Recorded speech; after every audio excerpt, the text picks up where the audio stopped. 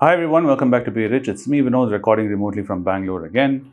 I'll be here till the end of the week, so this will go on till then.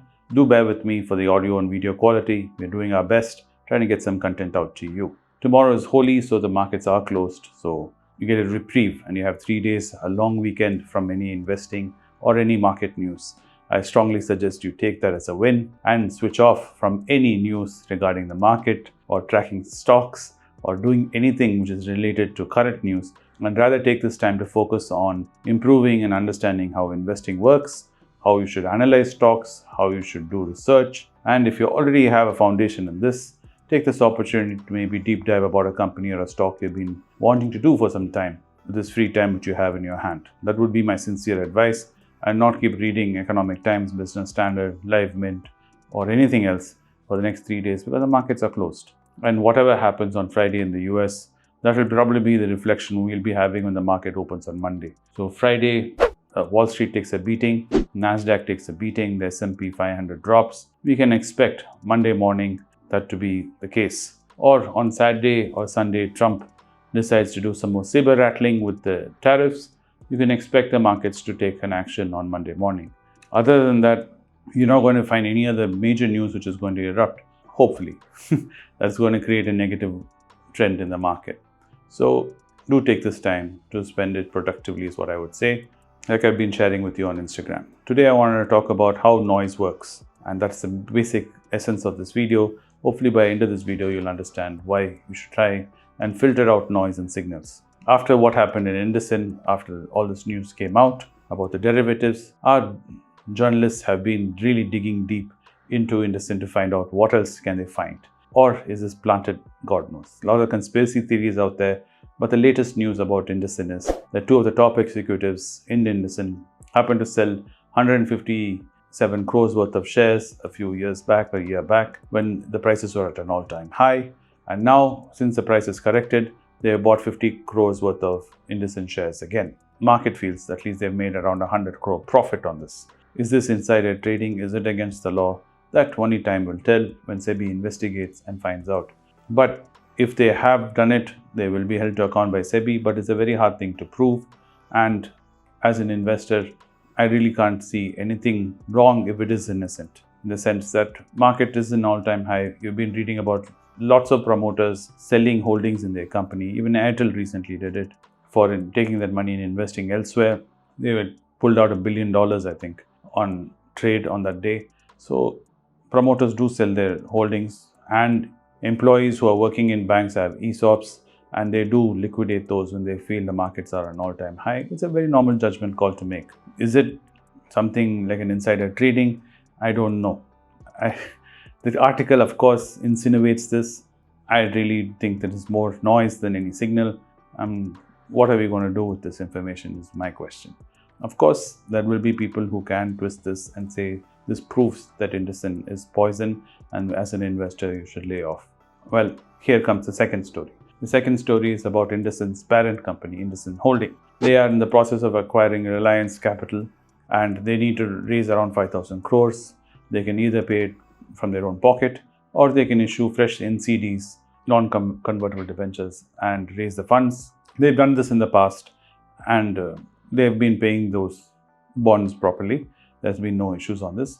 But since what's happened in IndusInd, people are saying, I'm sure bond holders and security agencies are questioning the validity of their existing bonds. Are they creditworthy?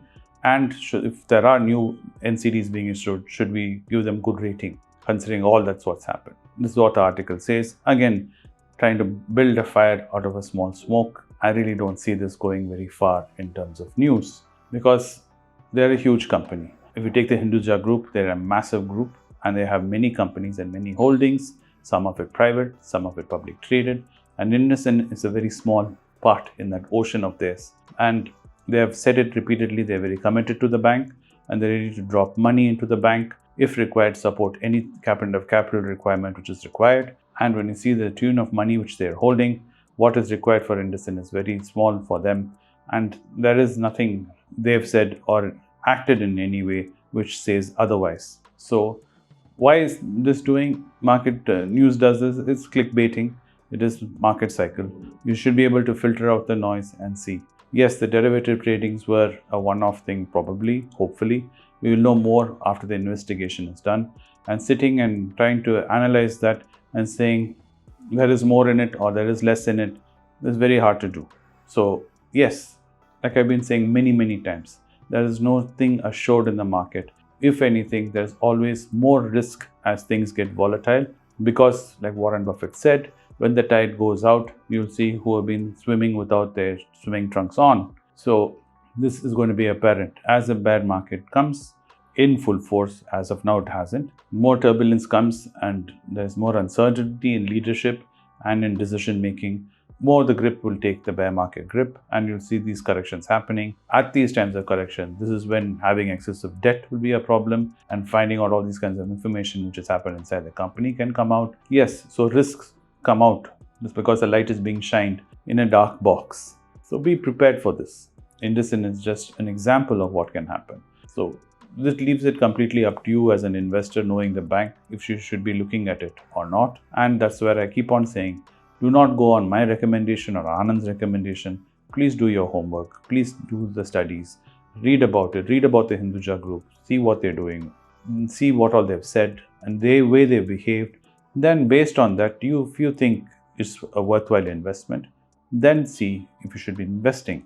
Like I said in the beginning of the video, you have the next 3 days to look at IndusInd and study all about the Hindujas. So Monday morning when it comes, you can have a sense of confidence if you should be buying or not. So the same idea, if you look, we go across to the US, we can take 2 more examples, which I want to talk about, which is Google and Intel. Google, one of you has asked me on Instagram when I did the live Q&A, you were asking me if you should be investing in Google. So I wanted to talk about that today and give that out in the public, that yes, Google is going through a transformation. A lot of the transformation is behind the scenes and we cannot see it. Their stock prices have corrected after, especially they've said $75 billion is being set aside for AI and AI related capex. Initially, analysts thought it would be 50 to 55 billion. Now they've raised it to 75 billion and they feel the earnings are not going to be where they expected. So the stock price has corrected. But Google has come out recently saying that Gemini is doing very well and it's integrating very well with their email.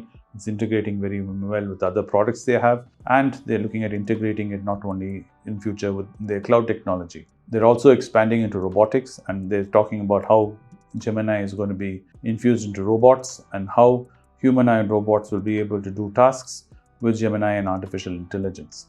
And they have a roadmap. This is not something they're just saying. They're going to come out and clearly give you a roadmap with clear markers telling you how, as an investor, as someone who's in Google, you're going to see great returns and progress. So is this a great opportunity right now to look at Google? Well, you will have to do further studies. Initially, ChatGPT was a splash and Google was taken unaware, everyone felt. But I feel Google's come a long way since those initial days of ChatGPT and those initial snafus that happened with the press conference with Sundar Pichai, and we all remember what happened with Bard. I do think Gemini is a very powerful AI platform. Advantage Google has over ChatGPT is ChatGPT is a standalone product which other people need to tie up with, and they need to infuse ChatGPT into their product, like what Apple is trying to do. These marriages are not very smooth.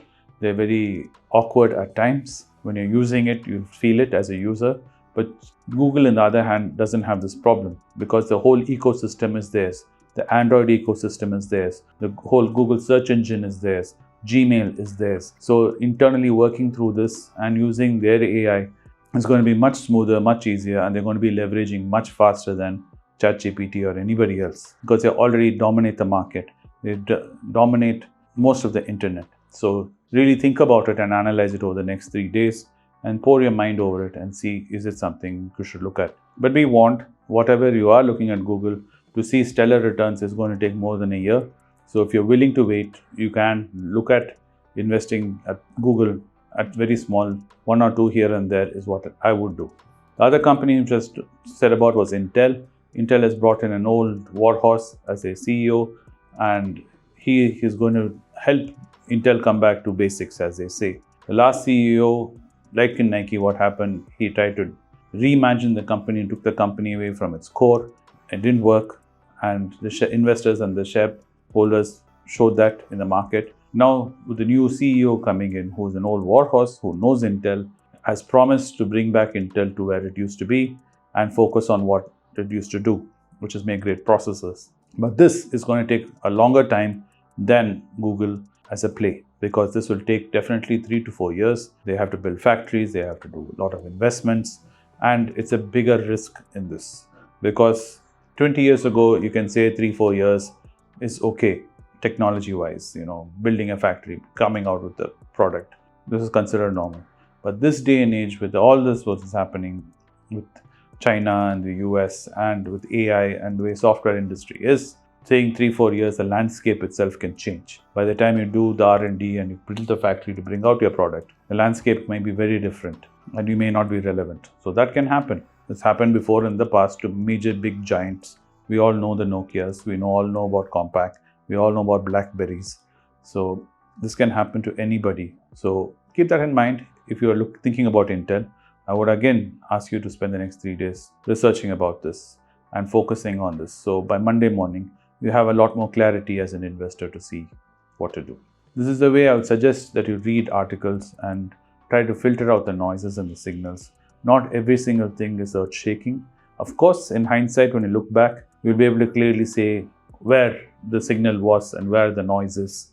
It is very difficult to do it at current moment, at the present, because it's as a new person who's getting into investing, as a new investor, you might find this very difficult, but practice is what makes you perfect. So believe in yourself, take a gamble and try to understand it.